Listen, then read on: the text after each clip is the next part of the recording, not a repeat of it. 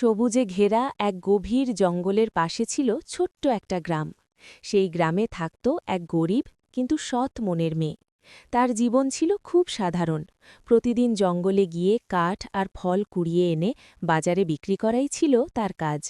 কিন্তু সে জানত না, একদিন সেই জঙ্গলেই তার জীবনে এমন একটা ঘটনা ঘটতে চলেছে যা তার পুরো জীবনটাই বদলে দেবে। আজকের গল্পটা সেই মেয়েটার, আর এক রহস্যময় ঝুড়ির, যার ভেতরে লুকিয়েছিল এমন কিছু যা দেখে যে কেউ অবাক হয়ে যাবে। মেয়েটার নাম ছিল মালতী। তার মা বাবা অনেক আগেই মারা গেছেন। সে একাই ছোট্ট কুঁড়ে ঘরে থাকত। খুব কষ্টের মধ্যেও মালতী কখনো কারোর কাছ থেকে কিছু চুরি করত না, কারোর ক্ষতি করত না। গ্রামবাসীরাও তাকে ভালোবাসত, কারণ সে সবার বিপদে সাহায্য করত যতটুকু পারত। প্রতিদিনের মতো একদিনও সে ভোরবেলা উঠে তার পুরনো বাঁশের ঝুড়িটা কাঁধে নিয়ে জঙ্গলের দিকে রওনা দিল। সেদিন জঙ্গলটা ছিল খুব শান্ত। পাখির ডাক, পাতার মর্মর শব্দ, সব মিলিয়ে চারপাশে একটা অদ্ভুত নীরবতা ছিল। অনেকক্ষণ ঘুরে ঘুরে সে কিছু শুকনো কাঠ আর কয়েকটা ফল কুড়িয়ে ঝুড়িতে রাখল।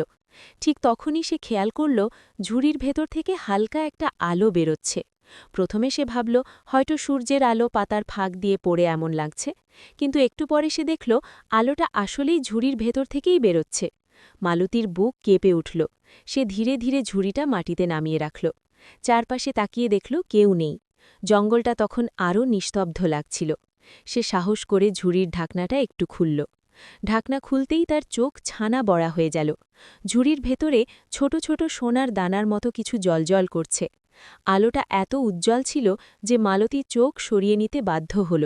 সে ভয় আর অবাক হওয়া মিলিয়ে কিছুক্ষণ চুপ করে বসে রইল। ঠিক তখনই তার পেছন থেকে একটা কাঁপা কণ্ঠ শোনা গেল, ভয় পেও না মা। মালতী ঘুরে দেখল সেখানে দাঁড়িয়ে আছেন এক বৃদ্ধা।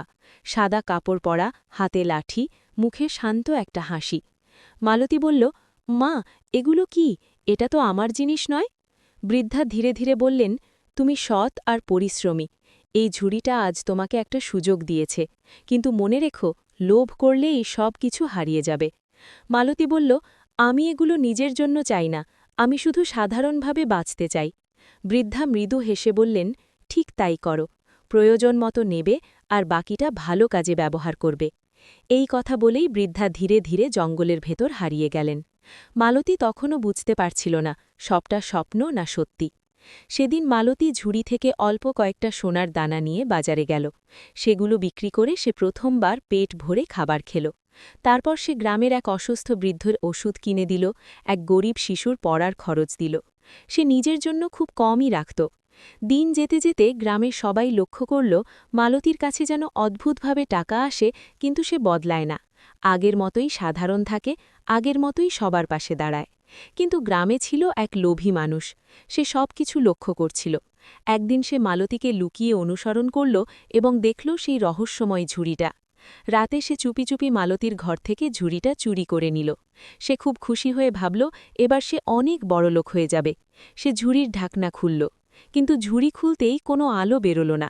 ভেতরে তাকিয়ে সে দেখল সোনার দানার জায়গায় শুধু শুকনো পাতা আর মাটি পড়ে আছে। সে যতই ঝুড়িটা ঝাঁকাতে লাগল, কিছুই বদলাল না।